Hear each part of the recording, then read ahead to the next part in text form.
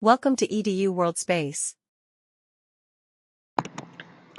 So in this video, we're going to talk about question 16 from chapter 20, which says the major industrial use of hydrogen is in the production of ammonia by the Haber process. So the Haber process reaction is 3H2 plus N2 forms 2NH3. And all of our reactants and products in this reaction are gases. So in A, we're asked, using data from Appendix 4, calculate delta H, delta S, and delta G for the Haber process reaction. In B, we're asked, is the reaction spontaneous at standard conditions? And in C, we're asked, at what temperatures is the reaction spontaneous at standard conditions? And we're allowed to assume that delta H and delta S do not depend on temperature. So let's go ahead and start out by looking in Appendix 4 for the enthalpies, entropies, and Gibbs free energy of our reactants and products. So our enthalpies of formation or Gibbs free energy of formation are both in kilojoules per mole, and our entropies are in joules per Kelvin mole. So keep in mind that we don't have the same units, kilojoules and joules, for enthalpy and Gibbs free energy versus entropies.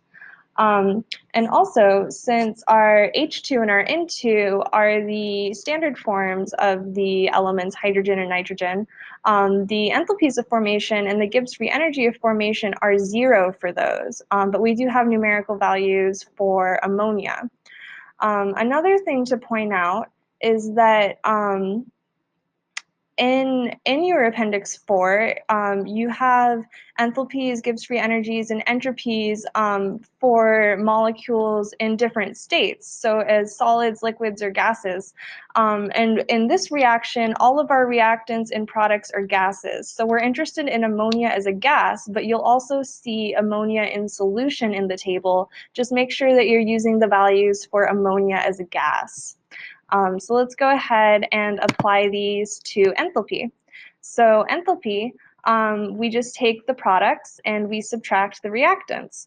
And another thing we need to do is multiply by the stoichiometric coefficients in our reaction. So our reaction was 3H2 plus N2, those are our reactants, forming 2NH3, our products.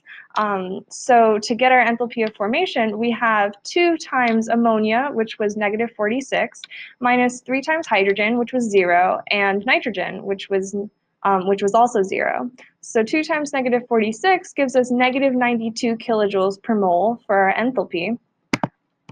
Then for Gibbs free energy, we do the exact same thing. We take products and we subtract reactants, multiplying each value by the stoichiometric coefficient. So we have 2 times ammonia, which was negative 17, minus 3 times hydrogen, which was 0, minus nitrogen, which was also 0. So 2 times negative 17 gives us negative 34 kilojoules per mole. And then finally for entropy, we do the same thing, products minus reactants, and our equation is still 3H2 plus N2 forms 2NH3. So we have 2 times ammonia, which is 193 joules per Kelvin mole, minus 3 times hydrogen, which is 131, minus nitrogen, which is 192. So that gives us, after we add all of that together, negative 199 joules per Kelvin mole for our entropy.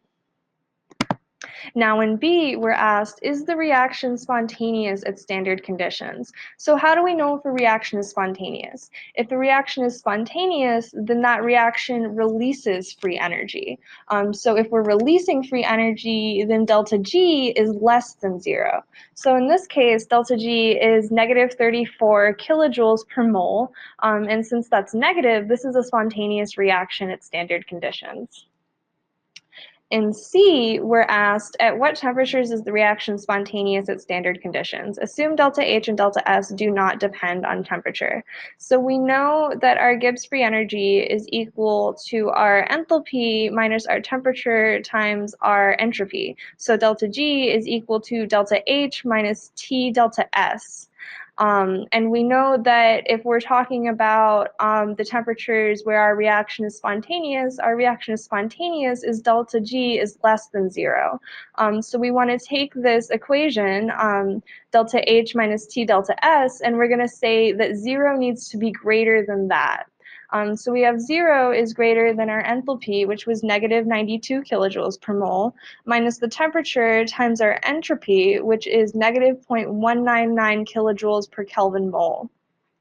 Now, I want to point out that our entropy units were originally joules per Kelvin mole, and I've had to convert them to kilojoules per Kelvin mole so that we have both of our enthalpies and our entropies in kilojoules. I could have also just taken my enthalpy and converted that to joules per mole. Instead I've taken my joules per Kelvin mole and converted them to kilojoules per Kelvin mole. Anyway, I take my enthalpy and I move it to the other side of my inequality, and I have 92 kilojoules per mole is greater than 0.199 kilojoules per Kelvin mole. My right-hand side is now positive rather than negative because I was subtracting a negative number, so 2 negatives makes a positive. Then I just divide both sides of my inequality by 0.199 kilojoules per Kelvin mole, and I'm left with 462 Kelvin is greater than the temperature. So at what temperatures is the reaction spontaneous at standard conditions? Temperatures that are less than 462 Kelvin.